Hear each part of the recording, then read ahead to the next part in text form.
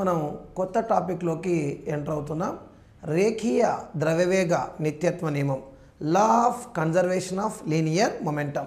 ఏంటి రేఖీయ ద్రవ్యవేగ నిత్యత్వ నియమం, what is call law of conservation of momentum అనే దాన్ని డిస్కస్ చేద్దాం.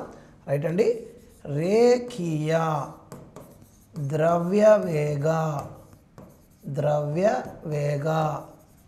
నిత్యత్వ నియమము, రేఖీయ ద్రవ్యవేగ నిత్యత్వ నియమం. ఇంగ్లీష్లో అండి లా ఆఫ్ కన్జర్వేషన్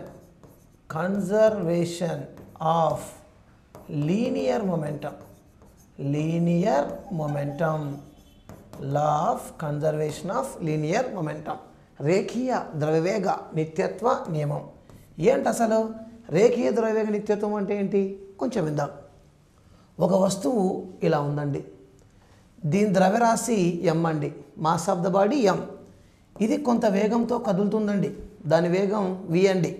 అప్పుడు m ద్రవ్యరాశి ఉన్న వస్తువు v వేగంతో కదులుతూ ఉంటే దాని రేఖీయ ద్రవ్యవేగం p ఈక్వల్ ఏమవుతుంది mv. సో రేఖీయ ద్రవ్యవేగం p equal to mv, linear momentum p equal to mv. ఎందుకు సార్ దీన్ని రేఖీయ అంటున్నాం అంటే ఈ వస్తువు సరళరేఖా మార్గంలో ప్రయాణిస్తుంది కాబట్టి దీన్ని రేఖీయ ద్రవ్యవేగం అంటారు. Due to linear motion it is said to be law of conservation of linear momentum. It is consist of linear motion, so that it is the linear momentum. Sir okay sir, మరి ద్రవ్యవేగ నిత్యత్వ నియమం అంటే ఏంటి? ద్రవ్యవేగము నిత్యము స్థిరంగా ఉంటుంది అని చెప్పడమే రేఖీయ ద్రవ్యవేగ నిత్యత్వ నియమానికి ముఖ్యమైనటువంటి వివరణ. సార్ ఎప్పుడు రేఖీయ ద్రవ్యవేగం స్థిరంగా ఉంటుంది? ఒకవేళ బాహ్య బలం 0 అయితే, external force is 0, then the momentum p that is mv is equal to constant. అంటే బాహ్య బలం ప్రయోగించనప్పుడు, బాహ్య బలం 0 అయినప్పుడు రేఖీయ ద్రవ్యవేగం p అంటే mv స్థిరంగా ఉంటుంది అని చెప్పడమే ఈ నియమం యొక్క ముఖ్య ఉద్దేశము. సో వెరీ సింపుల్ అండి. సో రేఖీయ ద్రవ్యవేగ నిత్యత్వ నియమం ఏం చెప్తా ఉందంటే, బలం గాన 0 అయితే ఆ వస్తువుకున్న ద్రవ్యవేగం p mv అనేది ఎలా ఉంటుంది అంటే స్థిరంగా ఉంటుంది. When the external force is 0, then the momentum could be constant. That is the law of conservation of linear momentum. అయితే ఒక చిన్న మాట అండి, బలం 0 అయిందనుకోండి అంటే బాహ్య బలం 0 అయిందనుకోండి అంటే ఆ వస్తువు మీద మనం బలం ప్రయోగించట్లేదు అని అర్థం. ఎప్పుడైతే బలం ప్రయోగించడం లేదో అలాంటి వ్యవస్థని ఇంగ్లీష్లో ఐసోలేటెడ్ సిస్టమ్ అంటారు. ఏమంటారండి? Isolated system. దాన్నే మనం ఏకాంత వ్యవస్థ అంటాం. ఏమంటామండి? ఏకాంత వ్యవస్థ. So when the external force is 0, that is called isolated system. So అంటే బాహ్య బలం ప్రయోగించకపోతే అప్పుడు ఆ వస్తువు ద్రవ్యవేగం అనేది మారకుండా ఉంటుంది. దాన్ని మనం వియుక్త వ్యవస్థ లేదా ఏకాంత వ్యవస్థ అని కూడా పిలుస్తామన్నమాట. సో దీన్ని ఇంగ్లీష్లో ఏమంటామండి? ఐసోలేటెడ్ సిస్టమ్ అని పిలుస్తాము. రైట్ అండి. నెక్స్ట్ వన్ సార్, దీన్ని law of conservation of linear మొమెంటంని మనం పిక్చర్ ద్వారా ఏమైనా అర్థం చేసుకోవచ్చా సార్ అంటే దాన్ని ఇప్పుడు నేను మీ ముందుకు తీసుకొస్తాను. రైట్, జాగ్రత్తగా ఒకసారి చూద్దాం. ఇక్కడ మీరు పిక్చర్లో చూసినట్లయితే 2 వస్తువులు ఉన్నాయి. ఇది ఫస్ట్ వస్తువు అండి, ఫస్ట్ బాడీ.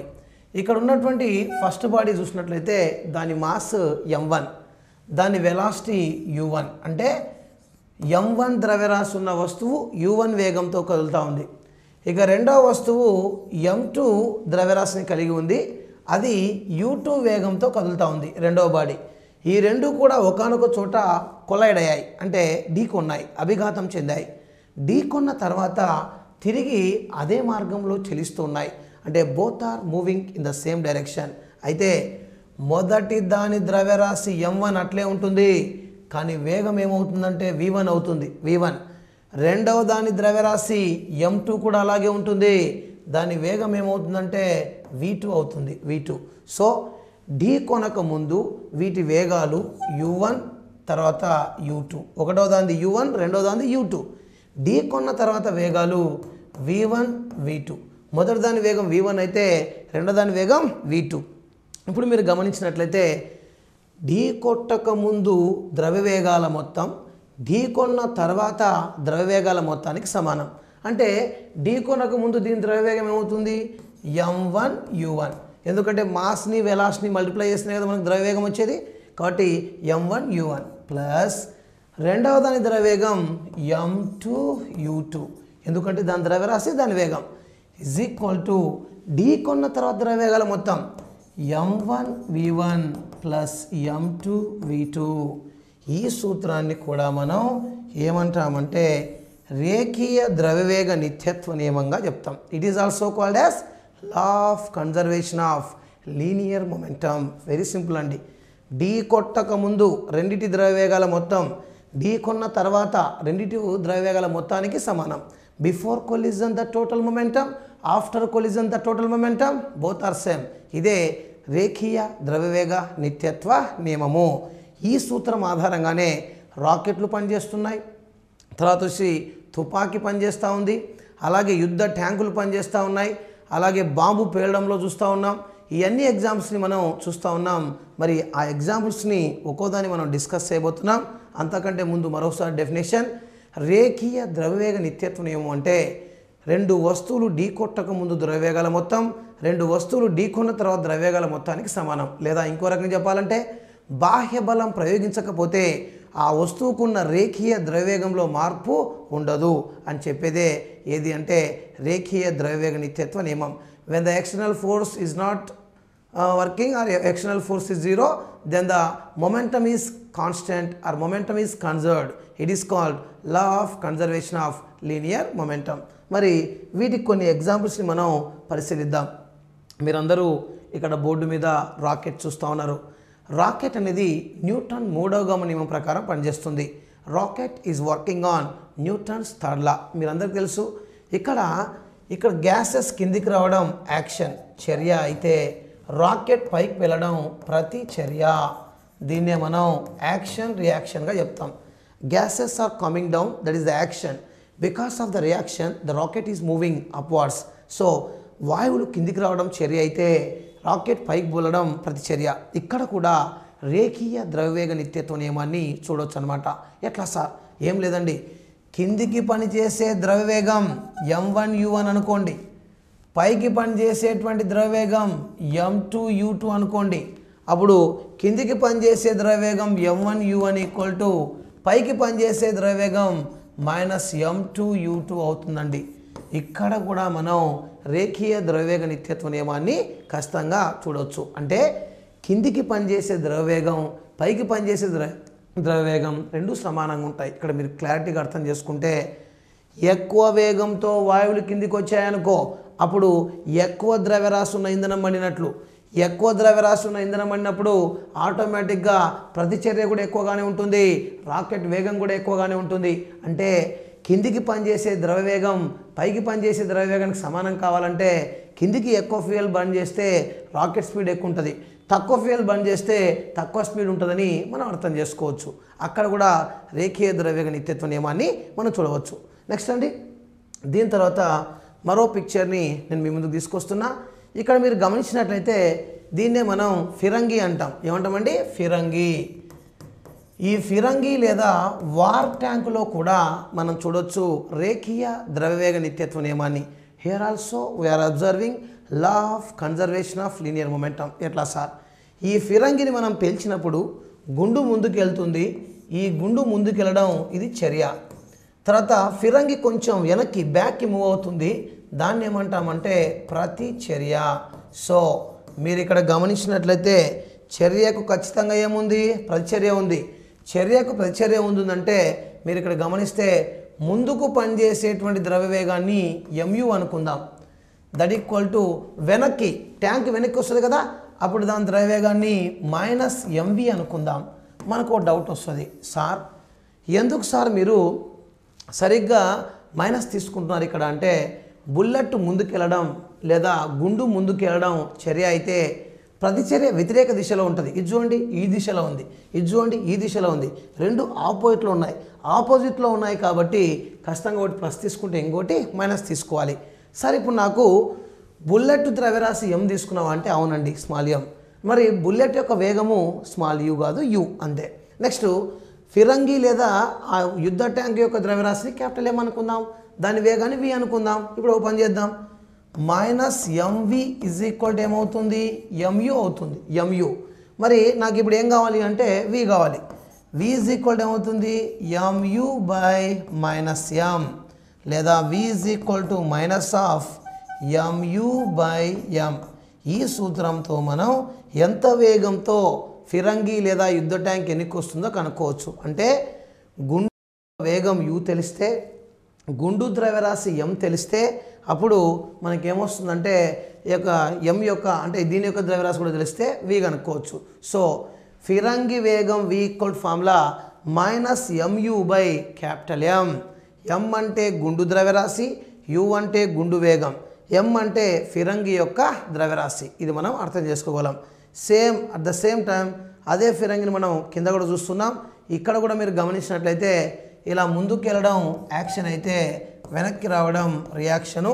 ఇక్కడ కూడా మనం పురోగమన దిశలో ద్రవ్యవేగం తిరోగమన దిశలో ద్రవ్యవేగానికి సమానం. అయితే ఒక చిన్న లాజిక్ అండి, ఇక్కడ గుండు ఎంత వేగంతో పోతుందో సరిగ్గా ఫిరంగి అంతే వేగంతో వెనక్కి రాదు. గుండుకు వేగం ఎక్కువ, ఫిరంగి యొక్క వేగం తక్కువ. ఎందుకు సార్ మీరే గమనించండి. ఇక్కడ ఇది స్మాల్ ఎమ్, ఎవరి యొక్క ద్రవ్యరాశి, గుండు యొక్క ద్రవ్యరాశి. ఇదే క్యాపిటల్ ఎమ్, ఎవరి యొక్క ద్రవ్యరాశి, ఫిరంగి యొక్క ద్రవ్యరాశి. ఫిరంగి ద్రవ్యరాశి ఎక్కువ, అది హారంలో ఉంది కాబట్టి టోటల్గా ఈ ఫ్రాక్షన్ వాల్యూ తగ్గిపోతుంది, అంటే వి తగ్గిపోతుంది. ఎప్పుడైనా గుర్తుపెట్టుకోండి, హెవీ మాస్ ఉన్న వాళ్ళకి, ఎక్కువ ద్రవ్యరాశి ఉన్న వాళ్ళకి వేగం తక్కువ, తక్కువ ద్రవ్యరాశి ఉన్న వాళ్ళకి వేగం ఎక్కువ. సపోజ్ అండి, మీరందరికీ తెలుసు, ఒక బైకు ఒక లారీ పోతున్నాయి. బైకు లారీ ఒకదానితో ఒకటి ఢీకొన్నాయి అనుకో, అప్పుడు లారీ ఏమో కదలదు, కానీ సరిగ్గా ఏదైతే బైక్ ఉందో ఆ బైకు చాలా వేగంతో వెనక్కి వెళ్ళిపోతుంది. ఎందుకు? తక్కువ ద్రవ్యరాశి ఉంది కాబట్టి బైకు చాలా వెనక్కి వెళ్ళిపోతుంది, కానీ లారీ మాత్రం అక్కడే ఉండిపోతుంది. అంటే ఇక్కడ మీరు గమనించండి, తక్కువ ద్రవ్యరాశి ఉన్నవి పొందే వేగం ఎక్కువ, ఎక్కువ ద్రవ్యరాశి ఉండే వాటి వేగం తక్కువ. అంటే ఈ గుండు పోయినంత వేగంతో ఫిరంగి వెనక్కి పోదు అని అర్థం చేసుకోండి.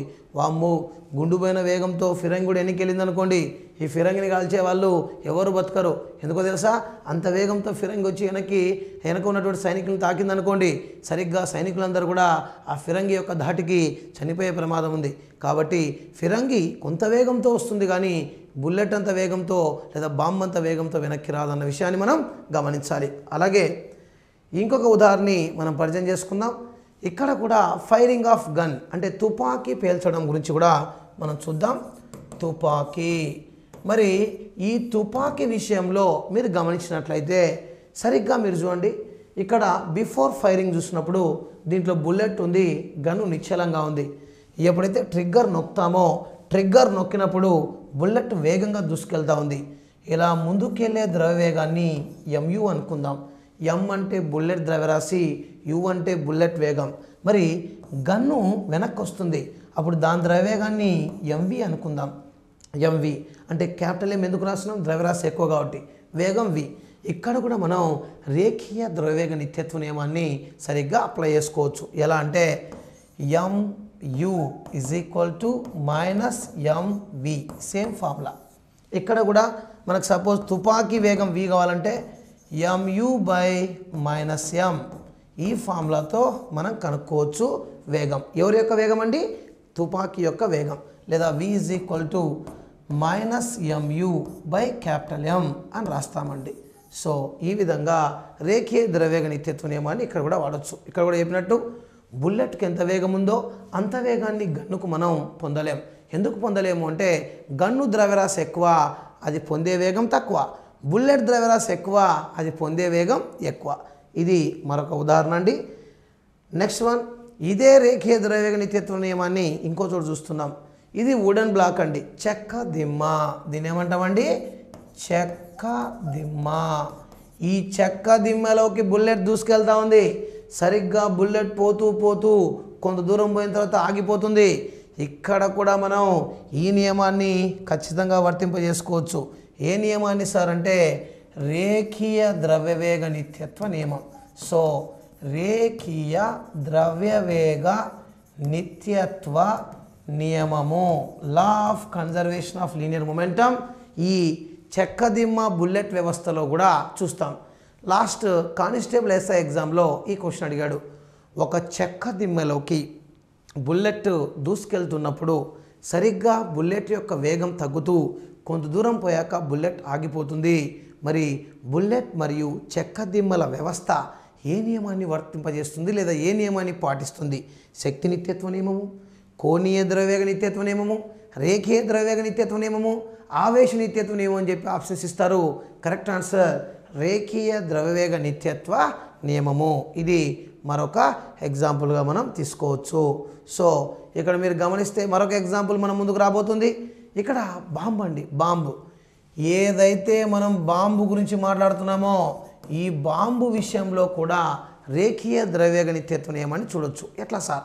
ఇప్పుడు ఈ బాంబు ఉందండి, బాంబు యొక్క మామూలుగా వైర్ కానీ లేకుంటే దానికి ఉన్నటువంటి ఆ ఒత్తిని కానీ లాగినట్లయితే ఒక్కసారిగా బాంబు పేలిపోతుందండి. బాంబు పేలినప్పుడు ముక్కలు ముక్కలైపోతుందండి. మరి మీరు గమనించండి, ఏ ముక్క ఎక్కువ దూరం పోతుంది, ఏ ముక్క తక్కువ దూరం పోతుందంటే పెద్ద ముక్క, ద్రవ్యరాశి ఎక్కువ ఉన్న ముక్క తక్కువ దూరం పోతుంది. ఎందుకు సార్? తక్కువ వేగం ఉంటుంది కాబట్టి. చిన్న ముక్క చాలా దూరం పోతుంది. ఎందుకు సార్ అంటే ముక్క ద్రవ్యరాశి తక్కువ, దాని వేగం ఎక్కువ. ఇలా బాంబు పేలినప్పుడు అది ముక్కలు ముక్కలుగా మారినప్పుడు చిన్న ముక్కలేమో దూరంగాను పెద్ద ముక్కలేమో దగ్గరగాను వెళ్తాయి. ఇక్కడ కూడా మనం చూస్తున్న నియమం ఏదండి? రేఖీయ ద్రవ్యవేగ నిత్యత్వ నియమము.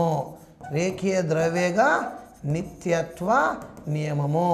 ఇవన్నీ కూడా రేఖీయ ద్రవ్యవేగ నిత్యత్వ నియమానికి ఉదాహరణలు. మరొకసారి అండి, సో ఢీ కొనక ముందు ద్రవ్యవేగాల మొత్తం ఢీ కొన్న తర్వాత ద్రవ్యవేగాల మొత్తానికి సమానమన్నా, లేదా ఒక వస్తువు మీద బాహ్య బలం ప్రయోగించినప్పుడు దాని ద్రవ్యవేగంలో మార్పు ఉండదు అని చెప్పినా దీన్నే మనం సరిగ్గా రేఖీయ ద్రవ్యవేగ నిత్యత్వ నియమం అంటాం. దానికి ఉదాహరణ చెప్పినట్లయితే రాకెట్లు పైకి దూసుకెళ్లడంలో రేఖీయ ద్రవ్యవేగ నిత్యత్వ నియమం ఉంది. జెట్ విమానాలు పైకి వెళ్ళడంలో కూడా రేఖీయ ద్రవ్యవేగ నిత్యత్వ నియమం ఉంది.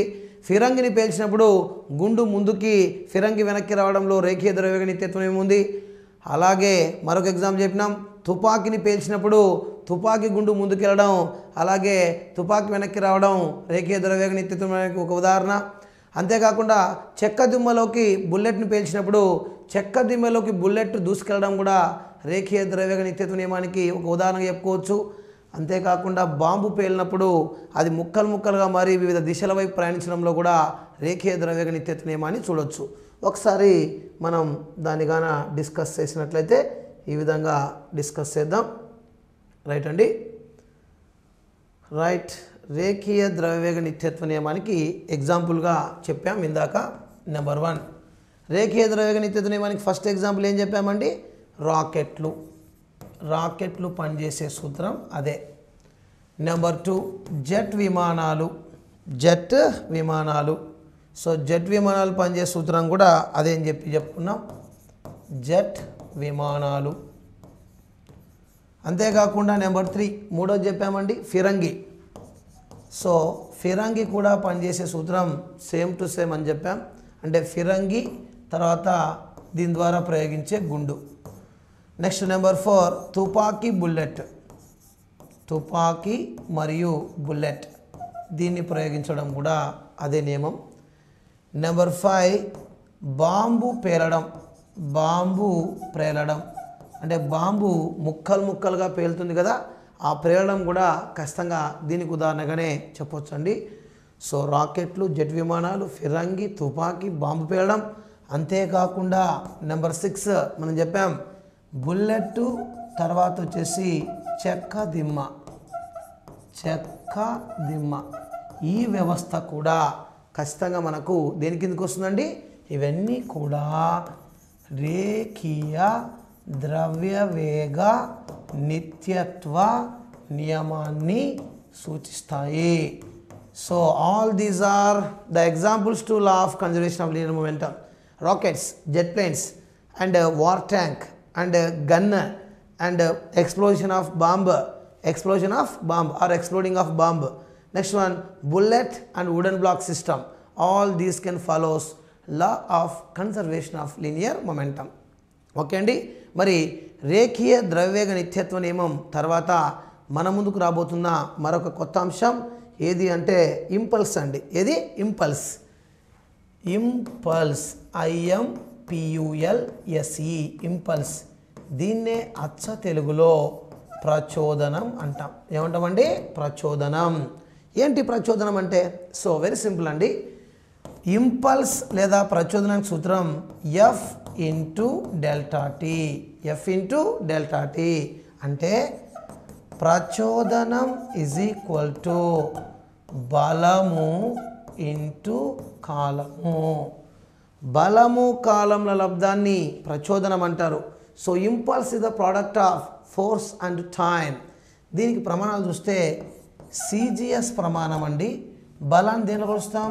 డైన్ ఇంటూ కాలం దేనిలో కొలుస్తాం? సెకండ్.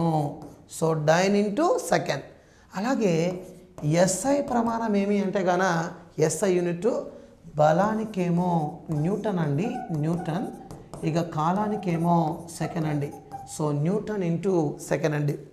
మీరు గమనించండి, బాగా సింపుల్గా కూడా గుర్తుపెట్టుకోవచ్చు. So I equal to F into delta T. బలం ఇంటూ కాలం.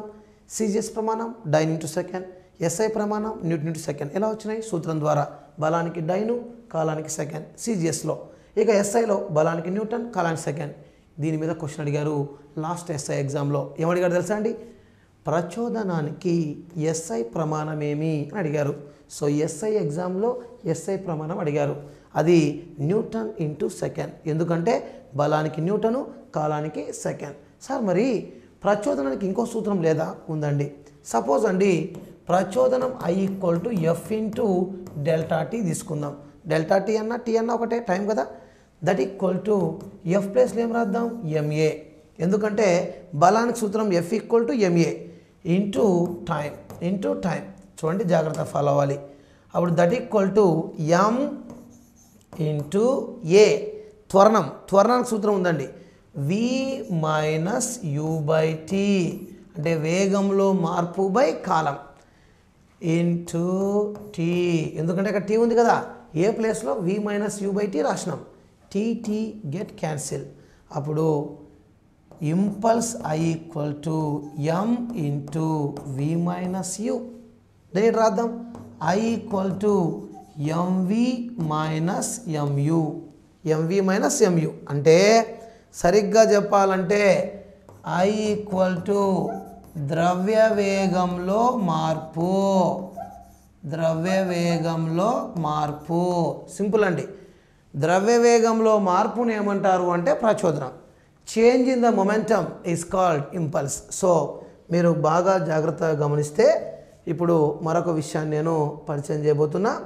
ఏంటి అది అంటే ఇంపల్స్ I ఈక్వల్ టు ఒక formula F into delta tea, లేదా I ఈక్వల్ టు మరొక formula M into V minus U, లేదా ఇంకో formula I equal to MV minus MU, లేదా దట్ ఈక్వల్ టు సరిగ్గా ప్రచోదనం అంటే ఏం చెప్పొచ్చు మనం? దేంట్లో మార్పు? సరిగ్గా దేంట్లో మార్పు అంటే ద్రవ్య వేగంలో మార్పు. ద్రవ్య వేగంలో మార్పు. సో మీరు బాగా గుర్తుపెట్టుకోండి, బలము కాలంల లబ్ధాన్ని కానీ ద్రవ్య వేగంలో మార్పును కానీ మనం ఏమంటాము అంటే ఇంపల్స్ అంటాం. దాన్నే ప్రచోదనం అంటాం. సార్ ఊకే బలము కాలంలో లబ్ధం అంటున్నావు, ద్రవ్యవేగంలో మార్పును ప్రచోదనం అంటారంటున్నావు, ఆ సిజిఎస్ ప్రమాణం డైన్ ఇంటూ సెకండ్ అంటారంటున్నావు, ఎస్ఐ ప్రమాణం న్యూటన్ ఇంటూ సెకండ్ అంటారంటున్నావు. ఇంతకు ఎందుకు అవసరం సార్ ఈ ప్రచోదనం? ఎక్కడ చూస్తున్నా సార్ ఈ ప్రచోదనం? అక్కడికే వస్తున్నా. రైట్ అండి. ఇప్పుడు నేను చెప్పబోతున్న ప్రచోదనానికి ఉదాహరణలు. So now I'm saying about the examples to the impulse. So ప్రచోదనానికి ఎగ్జాంపుల్స్గా మనం ఏం చెప్పబోతున్నామో జాగ్రత్తగా అబ్జర్వ్ చేయండి. నెంబర్ 1, అందరం కూడా క్రికెట్ని ఇష్టపడతాం. క్రికెట్ మ్యాచ్ అనగానే బ్యాట్స్మెన్ ఉంటారు, బౌలర్ ఉంటారు, ఫీల్డర్ ఉంటారు. బ్యాట్స్మెన్ బంతిని కొట్టాలి, బౌలర్ ఏమో బంతిని వేయాలి, సరిగ్గా ఫీల్డర్ ఏమో బంతిని పట్టుకోవాలి. ఇక్కడ ఈ పిక్చర్లో రాహుల్ ద్రావిడ్ గారు క్యాచ్ని పట్టుకుంటా ఉన్నారు. బంతిని పట్టుకునేటప్పుడు ఎలా క్యాచ్ చేస్తారో మనందరికి తెలుసు. బాల్ ఇలా వస్తూ ఉంది. బాల్ ఇలా వచ్చేటప్పుడు బాల్ చేతిలోకి రాగానే సరిగ్గా చేతుల్ని మనం వెనక్కి లాక్కుంటాం. అలా వెనక్కి ఎందుకు లాక్కుంటామంటే ఈ బంతి నాదే అని కాదు, సరిగ్గా బంతిని వెనక్కి లాక్కోవడం ద్వారా కాలాన్ని పెంచుతాము, ఆ బంతి మన మీద కలిగించే బలాన్ని తగ్గిస్తాం. ఇందాక చెప్పాం ఇంపల్స్ I ఈక్వల్ టు ఏమన్నాం, F ఇంటూ డెల్టా టీ అన్నాం. నువ్వు చేతులట పెట్టావనుకో, బంతి తక్కువ సమయంలో నీ చేతులను చేరుతుంది. అప్పుడు కాలం తగ్గింది కాబట్టి, కాలం తగ్గితే బలం ఏమవుతుంది, పెరుగుతుంది. అప్పుడు ఎక్కువ బలం నీ చేయి మీద పడి లేదా ఎక్కువ బలం నీ చేయి మీద ప్రయోగించబడి నీ చేతులు నొప్పెడతాయి. అలా కాకుండా బాలు చేతిలోకి రాగానే ఇలా వెనక్కి లాక్కున్నావు అనుకో, అప్పుడు బాలుకు కాలం పెరుగుతుంది, అప్పుడు బాలు కలిగించే ప్రచోదన బలం తగ్గుతుంది. అందుకే క్రికెట్ బంతిని పట్టుకునేటప్పుడు కానీ ఏదైనా ఒక వస్తువును క్యాచ్ చేసేటప్పుడు కానీ ఇలా చేతులు వెనక్కి లాక్కుంటాం. అక్కడ మనం వాడుతున్న సూత్రం ఏది, ప్రచోదన సూత్రము. సో ప్రచోదనము అనేదాన్ని క్రికెట్ మ్యాచ్లో బంతిని పట్టుకునే చోట చూస్తుంటాం. ఈవెన్ కీపర్ కూడా గ్లౌస్ ద్వారా బాల్ పట్టుకునేటప్పుడు ఇలా వెనక్కి లాక్కుంటాడు చేతులు, అక్కడ కూడా అతను ప్రచోదన సూత్రాన్ని వాడుతున్నట్టే. మరొక ఎగ్జాంపుల్ని మీ ముందుకు పరిచయం చేయబోతున్నాం. ఇవి ఎగ్స్, గుడ్లు. సెకండ్ ఎగ్జాంపుల్ అండి, కోడి గుడ్లు. మరి కోడి గుడ్డు యొక్క ఎగ్జాంపుల్ ఎలా తీసుకోవచ్చు సార్ అంటే, సరే క్రోడి కాదు కోడి, కోడి గుడ్డు గురించి మనం ఇప్పుడు డిస్కస్ చేయబోతున్నాం. జాగ్రత్తగా విందాం. సో కోడి గుడ్డు, కోడి గుడ్డు ఏం సార్ కోడిగుడ్డు అంటే విందాం. సపోజ్ అండి ఇక్కడ గుడ్లలో మీరు గమనిస్తే ఈ గుడ్డేమో పగిలింది, మిగతా గుడ్లు పగలలేదు. ఎందుకు పగలగొట్టినావు సార్ అంటే విందాం. అది నేను పగలగొట్టింది కాదు, జారి కింద పడింది, అందుకు గుడ్డు పగిలింది. సార్ జారి పడితే కింద పగులుతుందా సార్? పగులుతుంది. ఓ గుడ్డు తీసుకోండి, గుడ్డును నేల మీద జారవిడ్చండి, సరిగ్గా నేలను తాకిన గుడ్డు టోప్ అని పగులుతుంది. ఎందుకు సార్? అమ్మా, గుడ్డు నేల మీద పడ్డప్పుడు ఆ గుడ్డుకు మనం తక్కువ టైమింగ్ ఇచ్చాం, దాని మీద పనిచేసే బలం ఎక్కువ, అప్పుడు ఒక్కసారిగా పగిలిపోతుంది. అదే గుడ్డును మెత్తని దిండు మీద, మెత్తని పరుపు మీద వేయండి, సరిగ్గా గుడ్డు సరిగ్గా బెడ్డును చేరిన తర్వాత పగలదు. ఎందుకు సార్? బెడ్ మెత్తగా ఉంది, మెత్తగా ఉన్న బెడ్ మీద గుండు పడ్డప్పుడు, గుడ్డు పడ్డప్పుడు దానికి కాలం ఎక్కువ అవుతుంది. అంటే మెత్తగా ఉన్న దిండు వల్ల కాలం పెరిగి సరిగ్గా దాని మీద పనిచేసే బలం తగ్గి గుడ్డు పగలదు. అంటే నేల మీద పడ్డ గుడ్డేమో పగిలింది, దిండు మీద లేదా పరుపు మీద పడ్డ గుండేమో పగలలేదు. దీనికి కారణం ఏమి అంటే ప్రచోదనము. నేల మీద పడ్డప్పుడేమో తక్కువ కాలము, దాని మీద పనిచేసే బలం ఎక్కువ, కానీ దిండు మీద పడ్డప్పుడేమో అక్కడ బలమేమో తక్కువ, కాలమేమో ఎక్కువ. ఇది కూడా ఒక ఎగ్జాంపుల్గా మనం చెప్పుకోవచ్చు. రైట్ అండి. ప్రచోదనానికి మరొక ఎగ్జాంపుల్, థర్డ్ ఎగ్జాంపుల్ అని మనం చెప్తున్నాం. ఏవి అంటే గాజులు. మనందరికీ తెలుసండి, మట్టి గాజులు ఆడవాళ్ళందరూ చాలా బాగా ఇష్టపడతారు. అది ఏ రాష్ట్రమైనా, ముఖ్యంగా మన దేశంలో ఉన్నటువంటి ఏ ప్రాంతమైనా ఆడవారు బాగా ఇష్టపడే వాటిలో గాజులు ఒకటి, మట్టి గాజులు. అమ్మ, గాజులు కొనుక్కున్నప్పుడు సరిగ్గా గాజుల షాప్ అతను ఏం చేస్తాడు అంటే గాజుల్ని ఒక బాక్స్లో పెడతాడు. పెట్టేటప్పుడు గాజుకు మధ్యలో ఏదైనా పేపర్ కానీ, మెత్తగా ఉన్న దూదిని కానీ, మెత్తగా ఉన్నటువంటి క్లాత్స్ బట్టలు కానీ, మెత్తగా ఉన్న పీచును కానీ, ఏదేని మెత్తని పదార్థాన్ని ఉంచుతాడు. అలా ఉంచితే ఏమవుతుందంటే, సపోజ్ మనం బ్యాంగిల్స్ని తీసుకెళ్ళేటప్పుడు, నువ్వు బైక్ మీద వెళ్తున్నా, లేకపోతే ఆటోలో వెళ్తున్నా, బస్సులో వెళ్తున్నా, కారులో వెళ్తున్నా, సరిగ్గా అన్ఈవెన్ రోడ్స్లో గతుకుల రోడ్లో పటపటమని ప్రయాణిస్తున్నప్పుడు అవి గాజులన్నీ పగిలిపోయి చివరికి ఇంటికి పోయి చూసుకుంటే గాజు పెంకులు ఉంటాయి కానీ గాజులు ఉండవు. కానీ ఆ గాజు పగలకుండా నువ్వేం చేసావు? మధ్యలో ఒక మెత్తని పదార్థాన్ని ఉంచావు. అలా ఉంచినప్పుడు ఏం జరుగుతుందంటే, పొరపాటున అలా ఇలా కొట్టుకున్నా కాలం పెరిగి వాటి మధ్య పనిచేసే బలం తగ్గి గాజు వస్తువులు పగిలిపోవు. అక్కడ కూడా మనం వాడుతున్నాం ఏ సూత్రాన్ని? ప్రచోదనం, ఇంపల్స్ అనేటువంటి ఆ ప్రిన్సిపల్ని అక్కడ కూడా వాడుతున్నాం. రైట్ అండి. మరొక ఎగ్జాంపుల్ని మనం పరిచయం చేస్తున్నాం. ఇక్కడ మీరు గమనించినట్లయితే ఇవి పింగాణి వస్తువులు, ఇవేమో గాజు వస్తువులు. పింగాణి వస్తువులు కానీ లేదా ఏవైనా గాజు వస్తువులు కానీ ఇవి ఒక చోటు నుంచి మరొక చోటుకు తరలించేటప్పుడు పింగాణి వస్తువులు కానీ గాజు వస్తువులు కానీ గాజు వస్తువులు. రైట్ అండి, జాగ్రత్త వినాలి.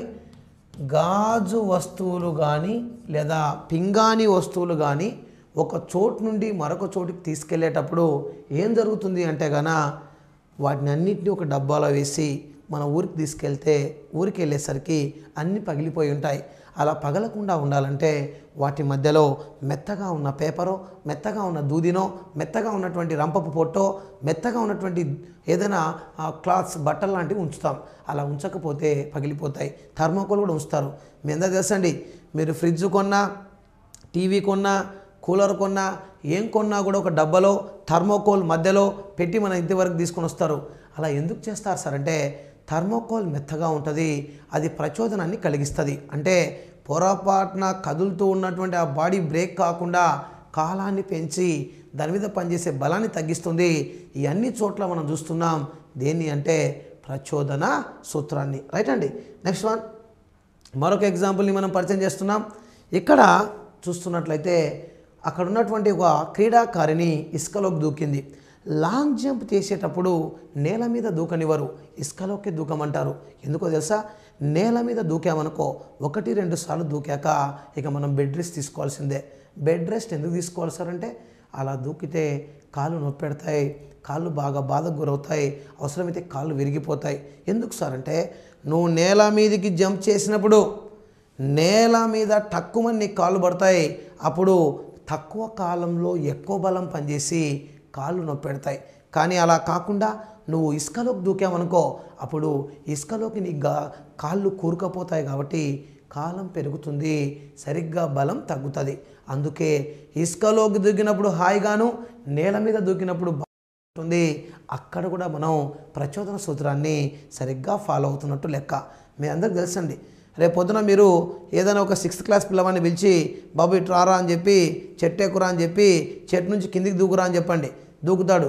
దూకిన తర్వాత ఎట్లుందిరా అంటే వాడు మనల్ని తిట్టుకుంటాడు. ఎందుకో తెలుసా? ఏంది మేడం నువ్వు, ఏంది సార్ నువ్వు పైకి ఎక్కమంటివి, కిందికి దూకమంటివి, కాళ్ళు నొప్పి పెడుతుంటే మళ్ళీ ఎట్లుంది అంటున్నావు అని చెప్పి పిల్లవాడు మన మీద ఫీల్ అవుతాడు. అలా కాకుండా ఒక చెట్టు కింద 2 బండ్ల మెత్తని ఇసుకను అక్కడ పెట్టించి పైనుంచి దూకు బాబు అంటే దూకుతాడు. మళ్ళీ దూకమంటవా టీచర్, మళ్ళీ దూకమంటవా మాస్టర్ అని చెప్పి మనల్ని అడుగుతాడు. ఎందుకంటే ఇసుకలోకి దూకినప్పుడు వానికి పెయిన్ ఉండదు, హ్యాపీగా ఉంటుంది. కాబట్టి అక్కడ మనం వాడుతున్న సూత్రం ప్రచోదన సూత్రం. రైట్ అండి. నెక్స్ట్ వన్, సో ఇక్కడ ఇసుకలోకి దూకడం కూడా మనం చూస్తున్నాం. ఏది అంటే ప్రచోదనము అనేటువంటి సూత్రాన్ని. రైట్ అండి. నెక్స్ట్ మరొక ఎగ్జాంపుల్ని మనం పరిచయం చేయబోతున్నాం. వాహనాలకు వాడేటువంటి షాక్ అబ్జర్వర్స్ అండి. షాక్ అబ్జర్వర్స్ ఇంగ్లీష్లో కూడా షాక్ అబ్జర్వర్స్ అంటాం. వీటినే ఒత్తిడిని నియంత్రించేవి అనొచ్చు. ఒత్తిడిని నియంత్రించే కారకాలు. ఏంటి సార్ ఇవి షాక్ అబ్జర్వర్స్ అంటే కొంచెం అర్థం చేసుకుందాం. సపోజ్ అండి, మన ఊరికి 4 రకాల బస్సులు ఉంటాయి. Palle Velugu, next express, next deluxe, super luxury. Palle Velugu బస్సులో మన ఊరికి ఉన్నటువంటి గతుకుల రోడ్లో పోతుంటే సరిగ్గా మనకు ఆ గతుకుల రోడ్లో బస్సు పదే పదే మనల్ని కుంగదీస్తుంది. లేదా 10 సార్లు అలా పైకి కిందికి ఎత్తేయడం వలన, లేదా పైకి కిందికి మామూలుగా అనీవెన్ రోడ్లో ప్రయాణించడం వలన విపరీతమైన నొప్పి మనకు అనిపిస్తుంది. సరిగ్గా మన వెన్నెముక అదురుతుంది, అలాగే మన బాడీ కూడా బాగా నొప్పి పెడుతుంది. కానీ ఎక్స్ప్రెస్ బస్ ఎక్కామనుకో కొంచెం కంఫర్ట్ ఉంటుంది. డీలక్స్ బస్ ఎక్కామనుకో బాగా కంఫర్ట్ ఉంటుంది. సూపర్ లగ్జరీ బస్సు ఎక్కామనుకో వావ్ ఎంత బాగుంది అనిపిస్తుంది. ఇక్కడ మీరు గమనించండి, సూపర్ లగ్జరీ బస్సులో ఉన్న కంఫర్ట్ పల్లె వెలుగు బస్సులో మనకు ఎందుకు లేదు అంటే సూపర్ లగ్జరీ బస్కి షాక్ అబ్జర్వర్స్ ఉంటాయి. అవి ఒత్తిడిని బాగా శోషించుకుంటాయి. దన్నని పన్నా కూడా గతుకుల రోడ్లో బస్సు ప్రయాణించేటప్పుడు దన్నని అది మనల్ని కుదేసినా కూడా మనకు బాడీకి పెయిన్ అనిపించదు. ఎందుకంటే దానికి ఉన్న షాక్ అబ్జర్వర్స్ ఒత్తిడిని ఏం చేస్తాయంటే అధిగమిస్తాయి, ఒత్తిడిని శోషించుకుంటాయి. అక్కడ కూడా మనం ఏ సూత్రాన్ని చూస్తున్నాం? ప్రచోదనం అనేటువంటి సూత్రాన్ని చూస్తున్నాం. Here also we are observing impulse అన్నమాట. మీరు బైక్ చూడండి, బైక్ ఈ బైకుకి ఈ భాగంలో షాక్ అబ్జర్వర్స్ గమనిస్తారు. అలాగే వెనక భాగంలో కూడా మనకు ఇక్కడ షాక్ అబ్జర్వర్స్ ఉంటాయి. ఆ షాక్ అబ్జర్వర్స్ ఏం చేస్తాయంటే ఆ వెహికల్ పోతున్నప్పుడు సరిగ్గా స్పీడ్ బ్రేకర్ దగ్గర కానీ లేకపోతే గతుకుల రోడ్డు లేదా గుంతల రోడ్లో ప్రయాణించేటప్పుడు మన మీద ప్రెజర్ పడకుండా సరిగ్గా ఒత్తిడిని అబ్జర్వ్ చేసుకుంటాయి. ఆ ఒత్తిడిని అబ్జర్వ్ చేసుకునే షాక్ అబ్జర్వర్స్ ఇలా ఉంటాయి. ఈ షాక్ అబ్జర్వర్స్ ఆ బైక్ వాడతాం, కారుకు వాడతాం, బస్సుకు వాడతాం, రకరకాల వెహికల్స్కి వాడతాం. అవన్నీ పనిచేసే సూత్రం ప్రచోదన సూత్రమే. రైట్ అండి. ఇవన్నీ కూడా దేనికి ఉదాహరణలు అంటే గన ప్రచోదనానికి ఉదాహరణలు. సో ఒక్కసారిగా మనం వీటిని రివైజ్ చేసుకున్నట్లయితే ప్రచోదనం I = ఫార్ములా చెప్తున్నాం F into delta tea. F into delta tea. దాన్ని మనం బలము ఇంటూ కాలంగా చెప్పొచ్చు. దీనికి CGS ప్రమాణం చెప్పాము ఏమని అంటే డైన్ ఇంటూ సెకను అని. అలాగే SI ప్రమాణంగా చెప్పాము న్యూటన్ ఇంటూ సెకను అని. ఇంకా ఉదాహరణలు చాలా చెప్పాం. ఇసుకలోకి దూకడం, అలాగే గుడ్డు నేల మీద పగులుతుంది దిండు మీద పగలదని చెప్పాం. గాజులు తీసుకెళ్ళేటప్పుడు సరిగ్గా మనం వాటిని మెత్తని పేపర్ మధ్యలో కానీ లేదా దూది మధ్యలో కానీ పెట్టి తీసుకెళ్ళాలని చెప్పాం. పింగాణి వస్తువులు కానీ మట్టి వస్తువులు కానీ ఏవైనా గాజు వస్తువులు కానీ తీసుకెళ్ళేటప్పుడు వాటిని కూడా భద్రంగా తీసుకెళ్తామని చెప్పాం. ఈవెన్ గుడ్లు కూడా అండి, ఒక ఊరు నుంచి ఇంకో ఊరు తీసుకెళ్ళేటప్పుడు డబ్బాలో గుడ్లు పెట్టి వాటి మీద పొట్టు కప్పుతారు, రంప పొట్టు, మళ్ళీ గుడ్లు పెడతారు, మళ్ళీ పొట్టు కప్పుతారు, అలా తీసుకెళ్తాం. అక్కడ కూడా ప్రచోదనం ఉంటుంది. వాహనాలకు వాడేటువంటి షాక్ అబ్జర్వర్స్ పనిచేసేది కూడా ప్రచోదనమే. ఇక క్రికెట్ బంతిని పట్టుకోవడం కూడా ప్రచోదనానికి ఉదాహరణలే. రైట్ అండి.